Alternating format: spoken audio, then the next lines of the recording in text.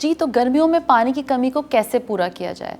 ज़्यादा से ज़्यादा मशरूबात का इस्तेमाल, लेकिन मशरूबात का मतलब ये नहीं है कि आप चीनी वाली मशरूबात इस्तेमाल करें या कोल्ड ड्रिंक्स इस्तेमाल करें, क्योंकि फिर वो आगे जाके आपकी स्किन को भी ख़राब करते हैं और आपको गैस्ट्रिक इश्यूज़ भी करते हैं। इसके अलावा डायबिटीज़ और मोटापे का बाइस भी बनते हैं।